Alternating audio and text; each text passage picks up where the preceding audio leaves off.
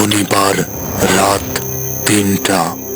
Phone থেকে এক অদ্ভুত মিউজিক শুরু হলো এবং সাথে সাথে ঘুম ভেঙে গেল নাজিমের। তার ঘর সম্পূর্ণ অন্ধকার। সে বুঝতে পারল বিদ্যুৎ নেই। প্রতি শনিবার রাত ঠিক ৩টায় এইভাবেই তার ঘুম ভেঙে যায়। তাই এই ব্যাপারটা তার কাছে খুব পরিচিত। তবে আজকে বিদ্যুৎ না থাকায় পুরো ঘর অন্ধকার, কিন্তু জানালা দিয়ে বাহিরের চাঁদের আলো ঘরে প্রবেশ করছে। তিনি এবার জানালার কাছে যেয়ে দাঁড়ালেন। এমন সময় তার ফোনে একটি মেসেজ আসার শব্দ হলো। তিনি ভীষণ ঘাবড়ে গেলেন এবং ভয়ের সাথে ফোনের কাছে গেলেন। কিন্তু সেই মেসেজে যা দেখলেন তাতে তিনি ভীষণ হকচকিয়ে গেলেন। বারান্দায় একটি মানুষের মৃতদেহ ঝুলছে এবং ওই মানুষের চেহারা একেবারে তার মতো। এবার নাজিম ভাবে, তাহলে কি আজকেই তার শেষ দিন, আর তার এই মৃত্যু দিয়েই শেষ হবে এই পৈশাচিক খেলা। প্রায় ২ মাস আগের এক শনিবারের ভোরে ঘুম থেকে উঠে খবরের কাগজ পড়ছিল নাজিম।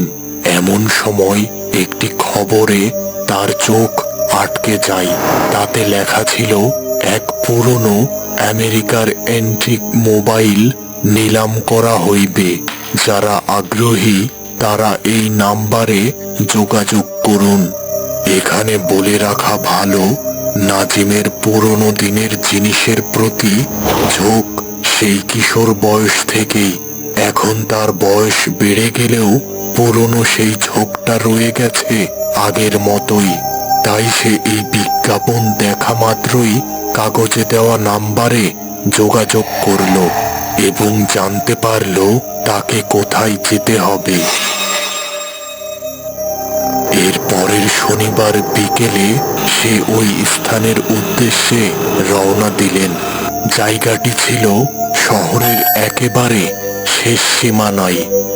সেখানে পৌঁছে সে দেখতে পেলেন কিছু মানুষ আগে থেকেই বসে আছে। ঠিক সন্ধ্যার আজানের পর নিলাম শুরু হলো।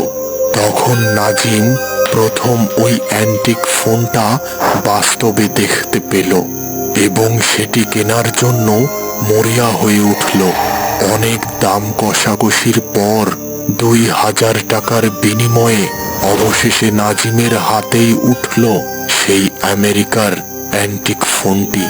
ফোনটির রং একেবারে কালো, অন্য ফোনগুলো থেকে একটু বড়, এবং এর মূল আকর্ষণ ফোনটির পিছনে ক্যামেরা না থাকলেও সামনে একটি ক্যামেরা আছে, যা অন্যগুলোর থেকে এই ফোনটিকে বিশেষভাবে আলাদা করে। এবার নিলাম শেষে ফোনটি নিয়ে রাত ৯টার দিকে বাসায় পৌঁছায় নাজিম। রাতের খাবার শেষ করে একটি সিগারেট জ্বালিয়ে সুদীর্ঘ টান দিতে দিতে ফোনটি হাতে তুলে নেয় নাজিম। ফোনটিতে কোনো সিম নেই, তাই কোনো কলও আসবে না।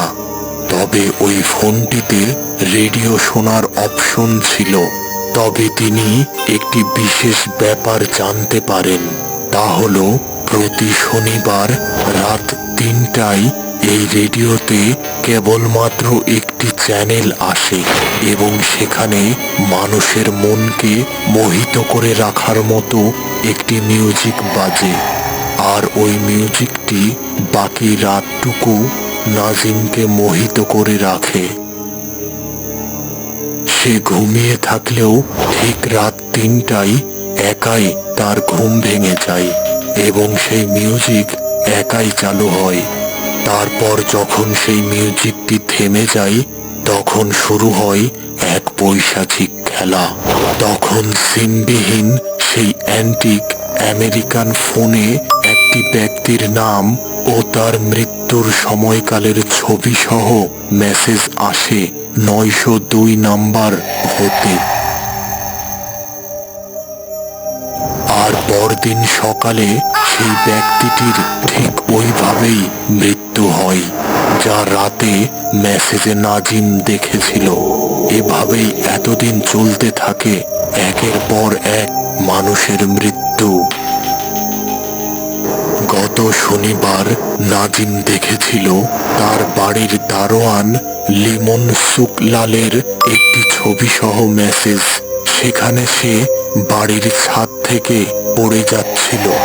আর এর পরদিন ভোরে নাজিম ঘুম থেকে উঠেই দেখে তার দারোয়ান লিমন শুকলাল পা পিছলে ছাদ থেকে পড়ে মারা গেছেন। নাজিম প্রতিটি মৃত্যু দেখত প্রতি শনিবার রাতের শেষ প্রহরে, কিন্তু সে চাইলেও কিছু করতে পারত না।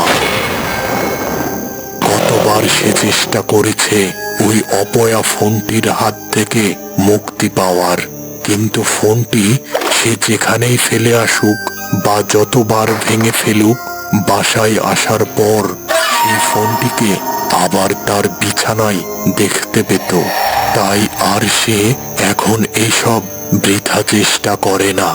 এখন শুধু অপেক্ষা প্রতি শনিবারের কাল রাত্রির জন্য।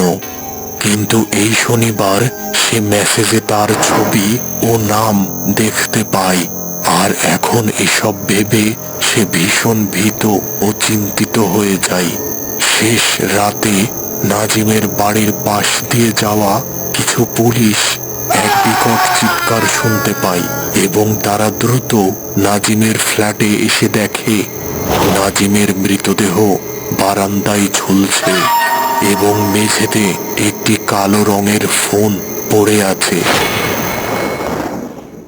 পরদিন খবরের কাগজের হেডলাইনে লেখা হয়, নিজ বাড়ি থেকে এক ব্যক্তির মৃতদেহ উদ্ধার এবং তার বাসা থেকে অ্যান্টিক একটি কালো ফোন পাওয়া গেছে। ফোনটির বিশেষ ব্যাপার হলো এর পিছনে ক্যামেরা না থাকলেও সামনে একটি ক্যামেরা আছে এবং সরকারের সিদ্ধান্তে এই ফোনটির নিলাম করা হবে। যারা কিনতে আগ্রহী তারা নিচের দেওয়া নাম্বারে যোগাযোগ করুন।